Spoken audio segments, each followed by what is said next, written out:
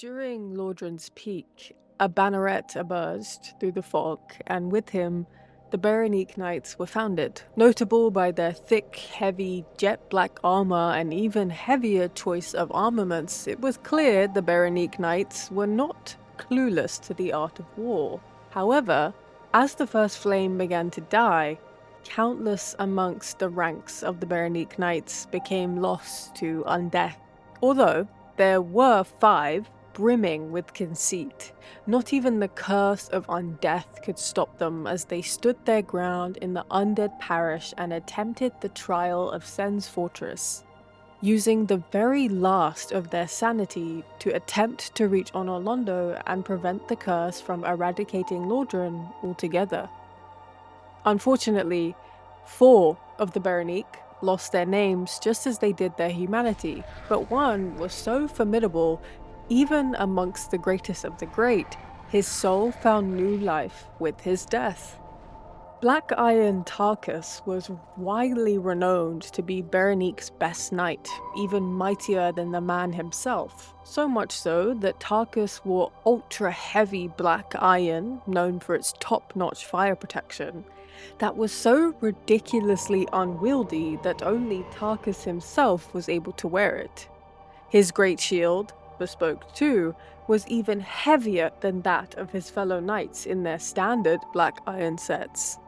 It was safe to say that he was perhaps the most conceitful between them, with the track record to maintain that very attitude.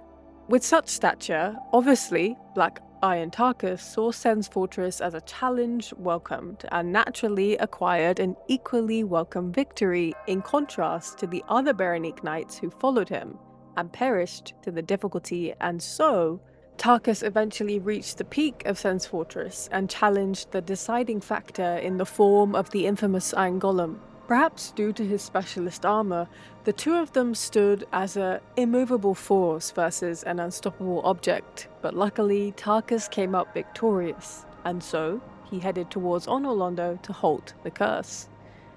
Upon reaching Onorlondo, Tarkus perished at the hands of his greatest enemy, gravity.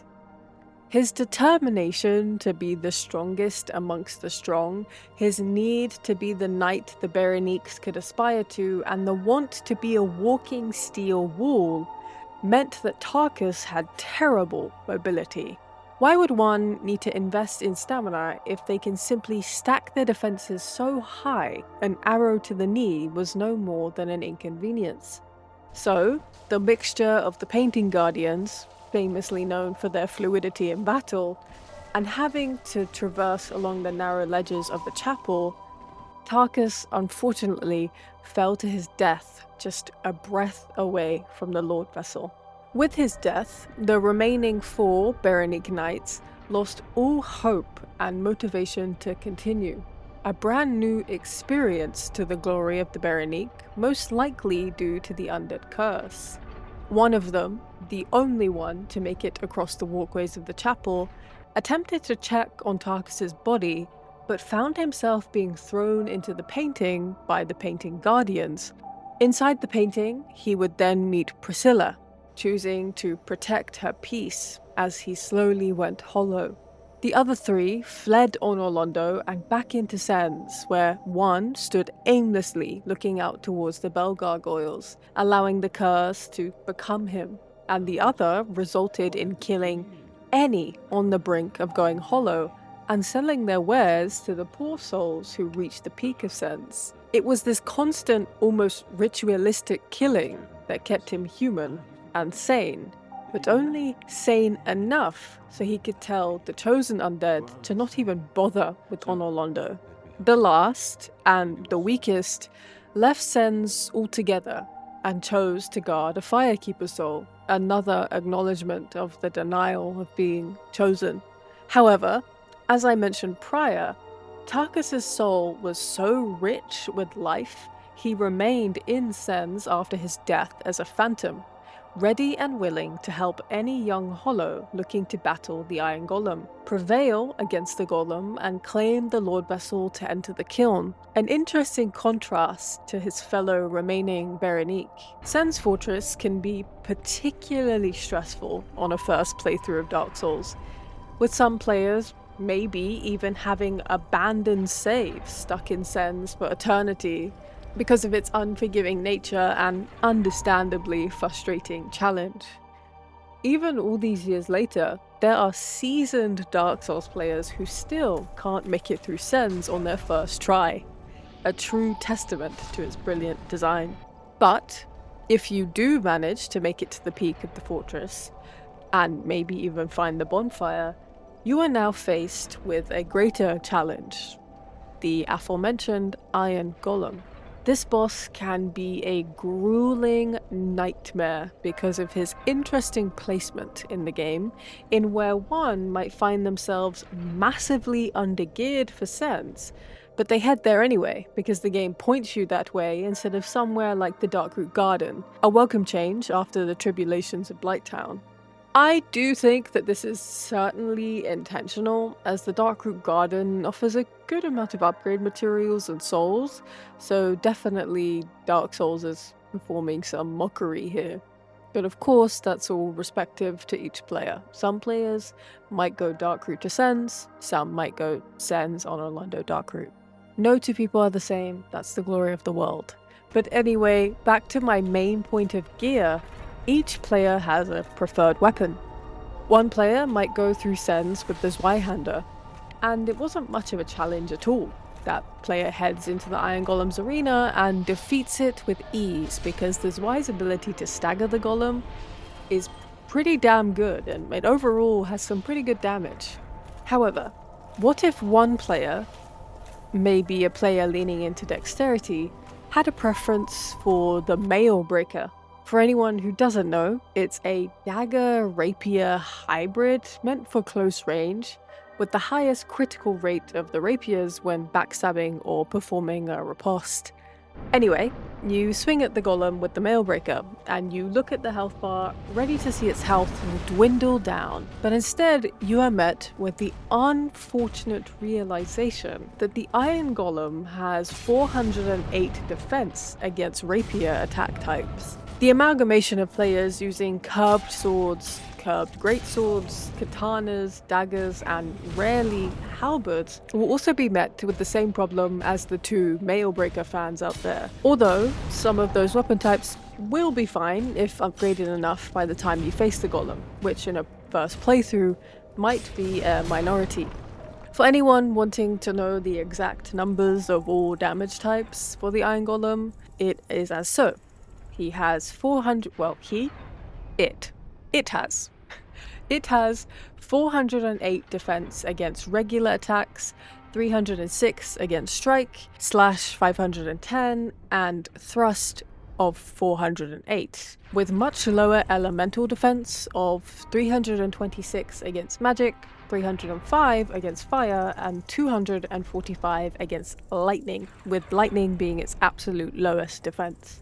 Players who choose to explore builds that aren't majorly strength related find themselves to be fighting a steel wall, and with no Lord Vessel to go to and fro from Sen's to upgrade or change your gear, this feeling of a loss of hope can occur, and sometimes it can be quite strong. Sure, you can take the shortcut down, back to the bottom of Sen's, go back into the parish, then into Firelink, down into Blighttown, onto Demon Ruins, or go from the parish into Darkroot, but realistically, how many players in a first playthrough specifically are willing to make the journey, even more so if they've struggled with Sen's on the way up? Fear not, if those players do exist, for there is a beautiful solution.